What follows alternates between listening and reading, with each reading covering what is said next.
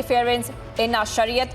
The resolution has also rejected court order on the Gyan Vapi, stating that it is an attack on the minorities, and if Muslims come together, they can overpower the majority. So that is the statement coming in. Remember that the Jamiyat Ulema-e-Hind has called for a 2-day gathering of Muslim bodies in UP's Deoband.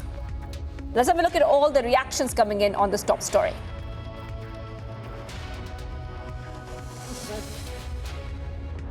Uniform civil code, यकसा civil code की बातें बहुत चल रही हैं। इसके ऊपर तजवीज़ आई है अभी, तो तजवीज़ काफ़ी मेहनत से, काफ़ी बहस व तमहीज़ के बाद बनाई गई है। चाहे ज्ञान वापी वाली मस्जिद तजवीज़ हो या वो तजवीज़ हो, बल्कि जितनी तजवीज़ें हैं महीनों की मशक्क़त के बाद तैयार हुई हैं। हफ्ते और दिन तो लगे ही लगे हैं, आखिर के कानून कोई बन जाए।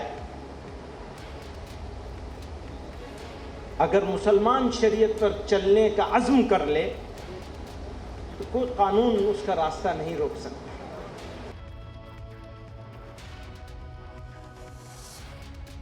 One thing on uniform civil code, I really want to ask one thing. Why you guys have problem with uniform civil code? हम औरतों के खिलाफ नहीं है, हम आपकी सारी उसको मानते हैं। औरतों के साथ इंसाफ होना चाहिए, उनके हक मिलने चाहिए। हमने यहाँ से ये भी अपील की है कि हमें अपने मज़हब के मुताबिक, हमारे मज़हब में बहुत सी चीज़ें हैं जिनके ख़िलाफ़ हम लोग काम कर रहे हैं। तो हमारे लोगों को सबसे पहले शादी करने से पहले हमारे नौजवानों को बाकायदा उनको एजुकेट करना चाहिए और उनको कि मैरिड लाइफ कैसे गुजारनी चाहिए। हमारे मज़हब के अंदर खुद इतनी अच्छी अच्छी बातें बताई गई हैं और औरतों का इतना ऊंचा मकाम बताया गया। ये कहा गया कि माँ के पैरों के नीचे जन्नत है, बाप के पैरों के नीचे नहीं कहा है। When it is said hatred is being provoked, तो इसीलिए why it is being said? तो इसीलिए कहा गया है यहाँ से कि आप सब लोग अपने मज़हब के बारे में लोगों को सही बताइए। इस पे पहले आप अमल करिए, क्योंकि ऐसे हम कहेंगे तो आप आज मानने को तैयार नहीं हैं। लेकिन अगर मैं उस पर अमल करूँगा और आप देखेंगे कि हम औरतों के साथ क्या व्यवहार करते हैं, तो आप खुद मानेंगे। ये बात यहाँ से कही गई। Shariat is above any sort of law, any law above UCC, above anything. शरीयत उनके लिए जो शरीयत को मानते हैं, ये बात समझ लीजिए। जो लोग नहीं मानते हैं उनके लिए तो जो जैसे चाहे वैसे करें। हम किसी को कुछ, आप हमारे ऊपर एक चीज़ इम्पोज करने की बात कर रहे हैं, हम फ्रीडम की बात कर रहे हैं। आपको हिजाब नहीं पहनना, मत पहनिए। आपसे कौन कहता है पहनने के लिए?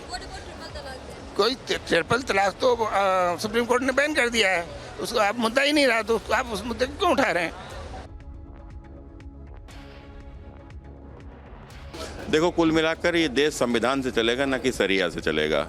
और जो देश को शरिया से चलाना चाहते हैं वो इस बात को समझ लें कि देश में सरकारों का राज्य है और भारत कानून से चलने वाला देश है। उत्तर प्रदेश आपने सबने देखा किस प्रकार से कानून व्यवस्था उत्तर प्रदेश के मुख्यमंत्री ने उत्तर प्रदेश में लागू कर दी है।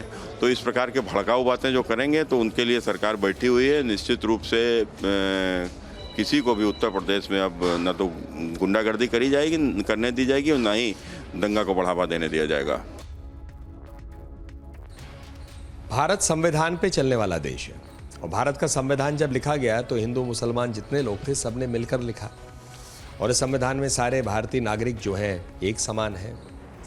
और जहाँ तक 3 तलाक की बात करें तो कई मुसलमान देशों ने भी इसे त्याग दिया है, और भारत में सुप्रीम कोर्ट के जजमेंट के बाद कानून बना है। यदि कोई मुसलमान उसे लगता है कि मैं इस्लाम के आधार पर रहना चाहता हूँ, शरिया के आधार पर रहना चाहता हूँ, तो विश्व में 50-60 ऐसे देश हैं जहाँ इस्लाम के आधार पर चलते हैं, और वो उनका अधिकार है, उनको उन देश में जाकर रहकर इस्लाम के आधार पर रहना चाहिए, शरीयत के आधार पर। लेकिन भारत में भारतीय सिर्फ कानून और संविधान के आधार पर रहते हैं। तो अगर कोई व्यक्ति कहता है कि हम इसे नहीं मानेंगे, देश के संविधान को नहीं मानेंगे, देश के कानून को नहीं मानेंगे, सुप्रीम कोर्ट के जजमेंट को नहीं मानेंगे, तो फिर ऐसे व्यक्तियों पर स्वाभाविक है प्रश्न उठेगा, तो आप फिर इस देश में नाखुश है तो यहाँ क्यों है? पहली बात। और दूसरी बात है, यदि आप कहते हो मैं संविधान के विरुद्ध जाऊंगा, तो किन अधिकारों को आप मांग रहे हैं? आपके अधिकार भी तो उसी संविधान से आएंगे, कानून के तहत ही आएंगे। तो ये बातें जो है नहीं करनी चाहिए ऐसे लोग। ऐसी सिचुएशन बनाई जा रही है। कौन बना रहा है? कुछ लोग हैं, वो बहुत छोटी सी माइनॉरिटी हैं, वो ऐसी सिचुएशन किसी का नाम नहीं। किन मुद्दों पर आखिर में प्रताड़ित किया? हर चीज़ में, यानी वो प्रताड़ित करना कहो या बेइज्जत करना कहो, वो जो बहुत सारी बातें कही जा सकती हैं उसमें, बात सिर्फ इतनी सी है कि मुल्क में लोगों को धर्म के नाम पर, विवादों के नाम पर बांटने की कोशिश की जा रही है, तो हमें बांटने का विरोध करना। लेकिन सर कानूनी कार्रवाई है, ये तो कोर्ट में चल रही है कार्रवाई जो भी हो रही है। कोर्ट का सवाल नहीं है, कोर्ट से अंदर की बात है, कोर्ट से बाहर की बात है। All right, I want to go to Harsha, who's covering the story live from Deoband.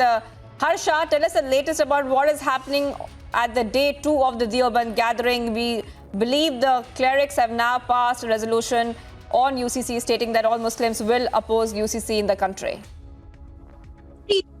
Was the concluding the called by the Jamiat Ulema Hind.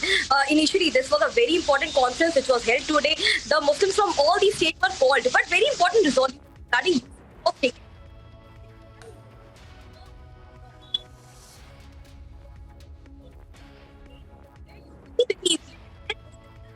We're getting some audio issues there coming from Harsha. That was Harsha, in fact. She is in Deoband covering this story very closely, getting some audio issues. We'll be trying to connect with her back. But right now, the big